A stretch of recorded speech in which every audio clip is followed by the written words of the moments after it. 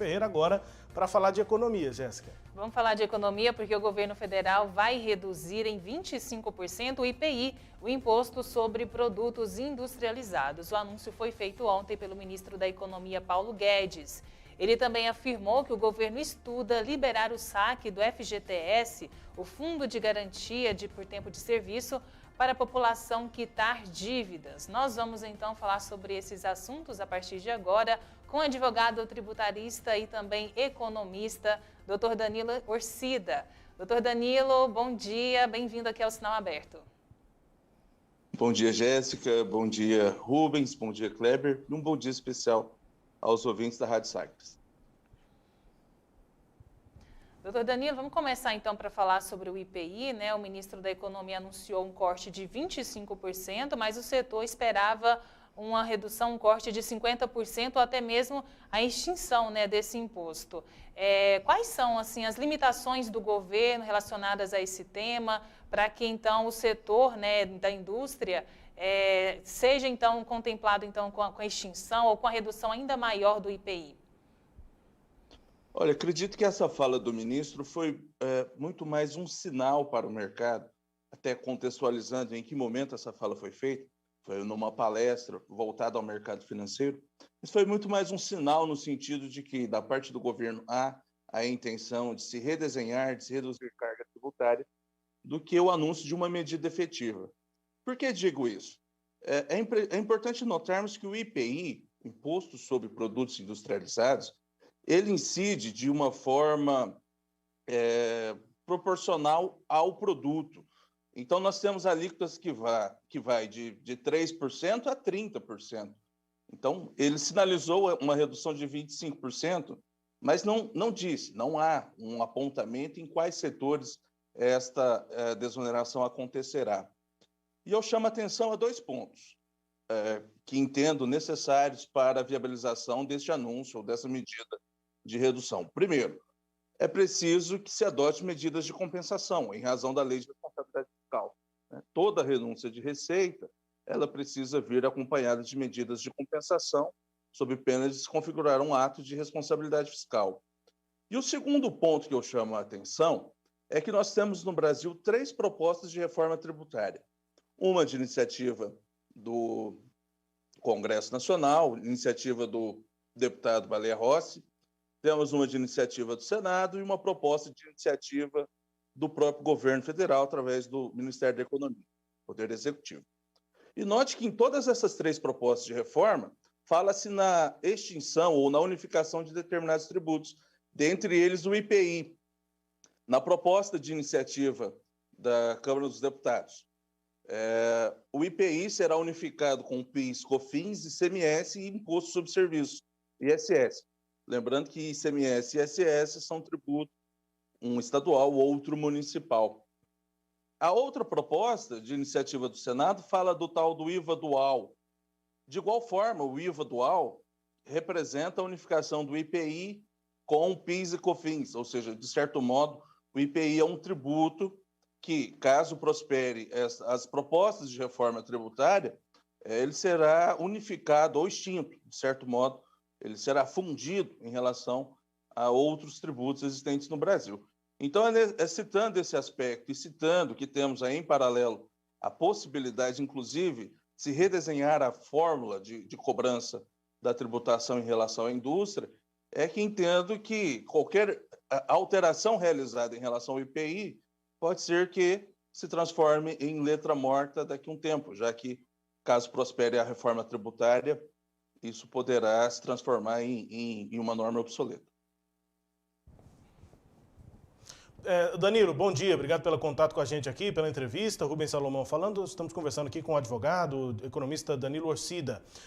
Não se justifica essa redução, por mais que possa ser depois, né, contraditada, pode ficar por terra por conta da reforma, mas não se justifica pelo momento de retomada da economia, medidas como essa de redução do IPI? Olha, acredito que o Brasil, Rubens, de fato tem uma carga tributária que onera e muito o setor industrial, e onera e muito as famílias. Agora, é necessário, sim, redesenharmos esse sistema. Eu concordo com o seu argumento de fala no sentido de que se faz necessário a desoneração tributária. Agora, o ponto que trago a destaque é o ponto da inviabilidade da medida em relação a assuntos paralelos que caminham dentro da pauta tributária. Cito, por exemplo, a possibilidade do fim do IPI. O IPI é um tributo que, caso prospere uma das medidas que tramitam no Poder Legislativo no âmbito federal, ele deixará de existir. Esse é o ponto que chamo a atenção. Agora, outro ponto que também não ficou claro na fala do ministro, quais são os pontos de compensação. Porque, veja, é necessário, em respeito, como dito, à lei de responsabilidade fiscal, para que não se gere déficit de caixa, né, dentro das contas públicas, é necessário que se adote, quando se faz renúncia de receitas, medidas de compensação. Então, pode ser que a desoneração do IPI do setor da indústria represente a oneração da tributação em outros setores. Esses setores que serão onerados para compensar a renúncia de receita, quais são? Esse é o ponto que não foi, digamos que, sinalizado dentro desta fala do ministro. Mas, certamente, medidas de compensação precisarão ser desenhadas de modo que se consiga ter aí um equilíbrio, né, nas contas públicas em respeito à própria lei de responsabilidade fiscal. De uma maneira geral, Danilo, dá para entender então que a sua avaliação é de que o governo pode sim, tem de ter esse papel de incentivar a retomada, incentivar a economia, enfim, criação de empregos, geração de empregos, renda e tudo isso, mas com a prudência necessária, com as compensações necessárias. É por aí? Ou você avalia que o governo não deve ter esse dedo na economia, como parece que o ministro tenta fazer, né, com esse tipo de redução? Olha, o que sinalizo, Rubens, é que não é uma medida tão simples de ser implantada, né? Entendo o contexto da fala, entendo o apontamento da fala, no sentido de que essa carga tributária precisa ser desonerada. Agora, no aspecto do IPI, aí insisto na ideia, a redução da alíquota do IPI, ela precisa ser pensada por setores. Ora, o setor do tabaco, por exemplo. O setor do tabaco tem uma tributação que beira 300%. É uma tributação pesadíssima, em razão de ser um produto que gera as chamadas externalidades. Ou seja, o produto gera problemas de saúde pública, gera despesas, inclusive para o próprio poder público, no âmbito do tratamento de saúde decorrente das doenças, em razão àquele produto. Ora, reduzir, por exemplo, a tributação do tabaco em 25%, faz jus? Acredito que não faria muito sentido. Seria reduzir 25% a alíquota do tributo incidente sobre a indústria.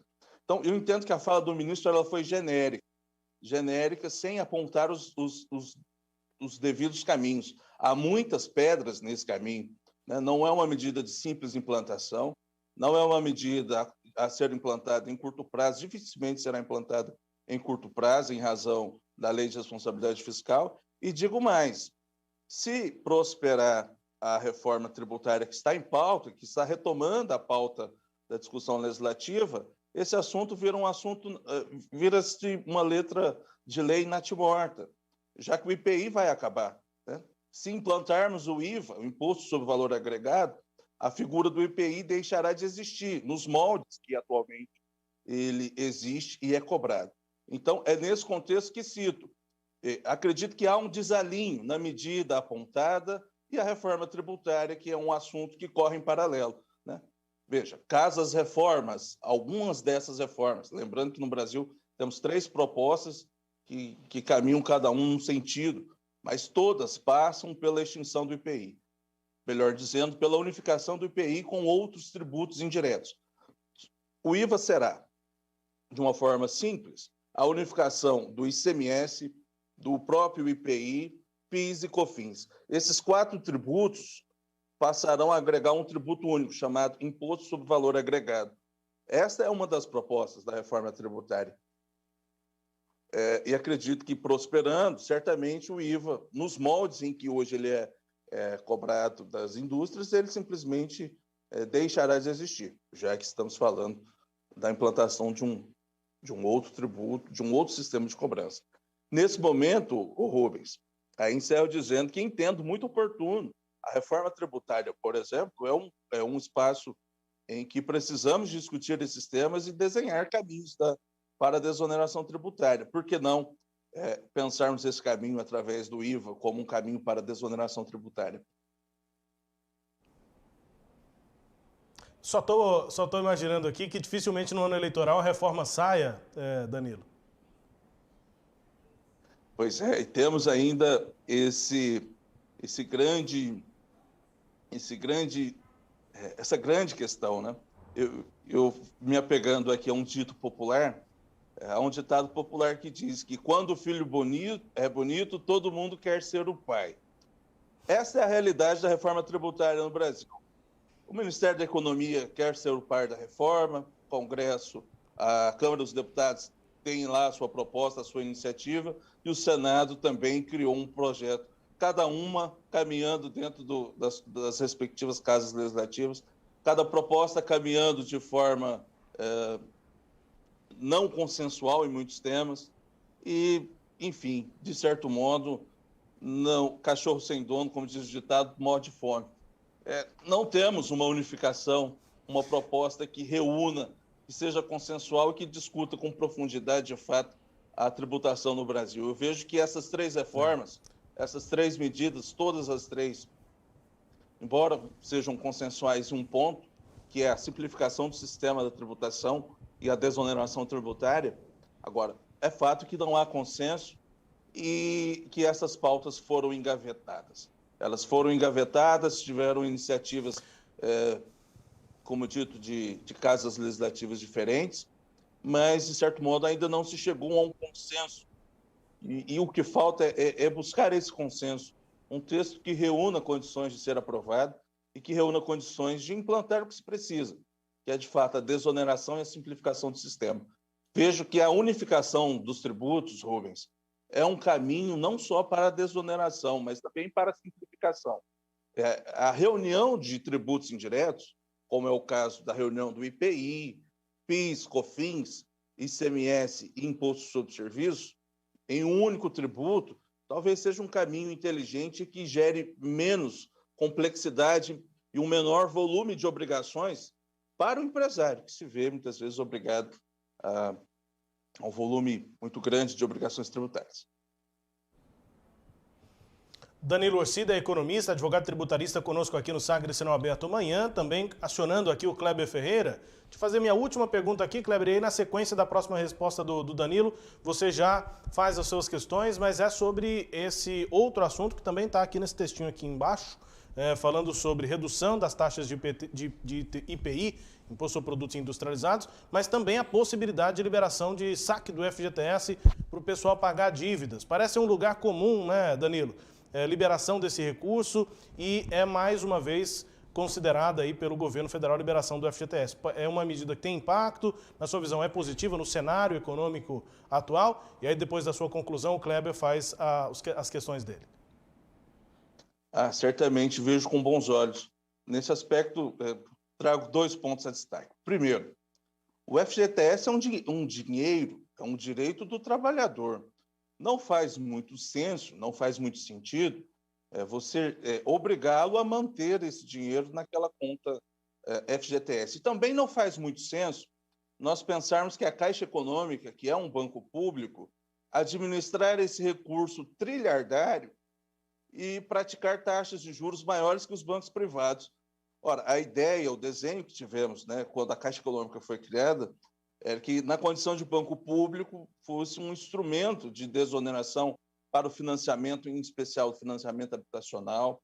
Então, veja, hoje o sistema permite ou determina que esse recurso fique debaixo do encargo ou da gestão deste banco público. E a lógica desta gestão, desse recurso do FGTS, na conta do próprio banco, da conta Caixa, é que esse dinheiro seja utilizado, reempregado em políticas públicas, em especial políticas habitacionais. Mas quando comparamos o valor da taxa de juros que hoje o banco público, que administra o recurso do FGTS, pratica, com bancos privados, certamente deparamos com bancos privados praticando menores taxas. Então, não faz muito senso. Eu acredito que já passou de hora. Veja, o FGTS ele pode ser levantado em medidas específicas, né? Em caso de doença grave, existem medidas, permissividades legais para o levantamento desse valor. Agora, eu vejo que transformar ou ampliar essas possibilidades é um excelente caminho, de modo que permita que o trabalhador tenha a liberdade de dar o destino, né, que bem entenda, e até mesmo buscando aplicações ou outros investimentos que sejam investimentos que remunerem melhor esse capital, já que a remuneração do valor em conta FGTS, salvo engano, é 3% mais TR. É uma remuneração muito baixa, ainda mais num cenário de alta inflação. Certamente esse dinheiro que está lá na conta FGTS está sendo corroído, não tem um rendimento que empata sequer com a própria inflação. Danilo, bom dia. Sobre a fala do ministro, vou retomar a fala do ministro apenas para emitir uma opinião.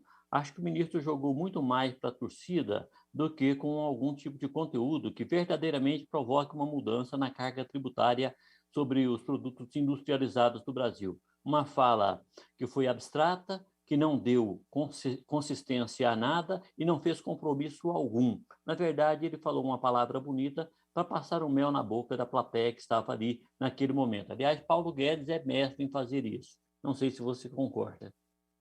Olha, o contexto da fala foi numa palestra para o mercado financeiro. Isso. Faço cor à sua fala, Kleber. Vejo que não foi... Eu acredito que não podemos considerar isso sequer como uma medida de governo anunciada. É apenas como uma pretensão. Vejo que foi uma sinalização para o mercado de que, da parte do governo, há uma intenção de se promover ali medidas de redução de carga tributária. Nada além disso, porque, de fato, não temos a sinalização, como dito, das medidas de compensação, não houve apontamento de quais setores, né, serão desonerados, já que o IPI, repito, a alíquota do IPI não é uma alíquota única para toda e qualquer indústria.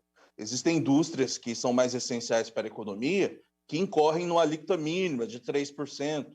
Indústrias que possuem, não são tão essenciais para a economia, como é o caso da indústria do tabaco, têm uma tributação pesadíssima. Então, não há uma sinalização em relação a quais setores, se isso será de forma planificada para todos os setores. E, repito, vejo que a fala do ministro perde o sentido caso prospere a reforma tributária que está tramitando, ainda que a passos lentos. Então, já que o IPI, repito, é um tributo que tende a ser unificado e deixar de existir dentro do nosso ordenamento tributário. Pois é, parece inevitável o encaminhamento para o IVA. Agora, eu penso, não sei, e aí faço esse questionamento a você.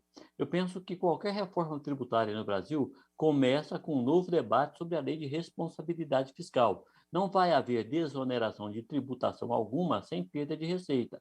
Perdendo receita, naturalmente, a lei de responsabilidade fiscal vai apertar a corda no pescoço do poder público. Então, é preciso rediscutir a lei de responsabilidade fiscal, dando flexibilidade em alguns setores para que possa haver a reforma tributária, ou não? Olha, eu sinalizo que nós sempre tendemos a olhar o lado das receitas, Kleber, mas há um outro espectro dentro dessa análise, que é as despesas. Veja, as despesas públicas, aí falamos da chamada reforma administrativa, que também ficou engavetada e não caminhou. A reforma administrativa visava atacar a redução de despesas, porque, veja, para se ter equilíbrio, receitas e despesas. Se eu reduzo as despesas, eu consigo alcançar o equilíbrio fiscal. Então, eu vejo que a redução de despesas também é um caminho para o equilíbrio, né? Então, não temos... Aliás, a reforma fundamental, né? Fundamental. Exatamente. Se o governo mexer nas despesas deles e achatá-las, aí ele pode reduzir o seu ganho sem uma ação direta sobre a lei de responsabilidade fiscal, sem que a receita fique perdendo para as despesas. Exatamente. E no aspecto das despesas públicas, um assunto foi pautado e que foi engavetado, a reforma administrativa. a reforma administrativa ganhou coro, avançou no início, 2, 3 anos atrás, e na sequência vejo que outras prioridades surgiram em razão do próprio contexto, do próprio cenário pandêmico enfrentado pelo Brasil. Mas, nesse sentido, a reforma administrativa, a tão alardeada reforma administrativa, ela caiu no limbo do esquecimento. De fato, não falamos mais nesse assunto. Era um caminho, por que não pensarmos um caminho também para essa redução de despesas, liberando, né, espaço dentro do orçamento público ou dando mais margem para, digamos que, reduzir tributação, não só no aspecto do IPI, mas buscando reduzir a tributação, em especial aquela que incide sobre produtos essenciais na economia, tributação da energia elétrica, tributação que incide sobre os combustíveis, que é um bem essencial na economia, ou encontrar caminhos para a desoneração dos produtos da cesta básica, de modo que isso diminua o custo da alimentação, né, que é o que mais pesa no orçamento da maior parte da população. Então, eu vejo que é uma causa complexa e a solução simples apresentada pelo ministro, eu vejo que ela depende de uma conjugação de fatores para ser implantada. Tá certo. Obrigado, Danilo. Rubens, o Danilo já esclareceu as minhas dúvidas. O Paulo Guedes é aquele jogador que joga para a torcida muito bem, sabe? Levanta a torcida toda hora. Agora, fazer gol mesmo, ganhar jogo, esse aí eu ainda não vi, não. Danilo, obrigado pelo contato com a gente aqui na Sagres. Tenho só últimas 2 perguntas assim, mais gerais sobre economia, sobre o cenário, para contar com a sua colaboração aqui. Primeiro, sobre inflação. Qual é a perspectiva que o mercado tem, mas que você também tem, né, em relação à inflação para esse ano de 22? Tivemos uma inflação alta, 2 dígitos, né, no fechamento de 21, e para esse ano, com a eleição no meio, essa instabilidade política, o que é que você prevê para quem está com o bolso já meio vazio, né, e aí a inflação vai consumindo ainda mais, né, o salário, enfim, a renda das pessoas? Qual é a perspectiva da inflação para esse ano e, ao mesmo tempo, a retomada da economia? Você acredita numa retomada nesse ano ou ainda não, no sentido de emprego e renda? Danilo. Olha, Rubens, olhando no retrovisor e olhando dados do passado, para explicar a situação presente, sinalizo que em 2021 a inflação projetada no início de 2021 era de 4,5%. Essa era a expectativa de inflação, era a meta de inflação traçada pelo próprio governo federal, né? pelos responsáveis pela política econômica no Brasil. E terminamos o ano com uma inflação acima de 10%. 10,4%, salvo engano. Um pouco acima de 10%, ou seja, na casa dos 2 dígitos. Sinalizo isso para demonstrar que nós não alcançamos a meta, a expectativa do início do ano de 2021, e esse será o maior desafio no ano de 2022, reduzir a inflação para a casa de 1 dígito. Né? Há uma conjugação de fatores econômicos e, de uma forma talvez genérica, eu posso te dizer que existem fatores que nós chamamos de riscos e fatores de incertezas. Riscos nós conseguimos dimensionar, mitigar ou atacar através de políticas específicas para a redução desses riscos. E existem na economia um termo técnico que chamamos de incertezas. A incerteza, nós não temos como prevê-las e nem como mitigar essas incertezas. Cito como exemplo, a pandemia foi uma incerteza. A guerra é uma incerteza. Dentro dos conceitos econômicos, né? São conceitos de incertezas. E estas incertezas geram um desarranjo econômico. Citamos aí, por exemplo, a questão da guerra da Rússia. Hoje é uma grande incerteza econômica. Há a possibilidade de se ter um desarranjo em relação à questão de combustíveis, a distribuição, inclusive, de gás, que a Ucrânia é uma grande distribuidora desse insumo, né, dentro do mercado global. Então, eu vejo que, retirando estas incertezas, de um lado, a pandemia e a guerra, são duas incertezas que podem gerar desarranjos na economia, eu acredito que o desafio será reduzir. E aí, partindo do contexto que hoje estamos, de uma inflação de 10,4%, o desafio será reduzir, trazer essa inflação para a casa de um dígito, né? Isso se combate com medidas, com políticas econômicas, políticas monetárias, com política fiscal. Política fiscal, desoneração tributária é um caminho, uma política fiscal de médio prazo para gerar incentivo na economia. No aspecto da política monetária, talvez a medida da liberação do FGTS possa ser um caminho se gerar recursos, né? E, enfim, gerar uma movimentação econômica. Desculpe te interromper, mas é porque o nosso tempo aqui está terminando. Obrigado pela disponibilidade de conversar com a gente. Um grande abraço, nos ajudar aqui a entender também o processo. E um bom dia e um bom trabalho. Obrigado, Rubens. Na oportunidade, desejo uma excelente semana a todos.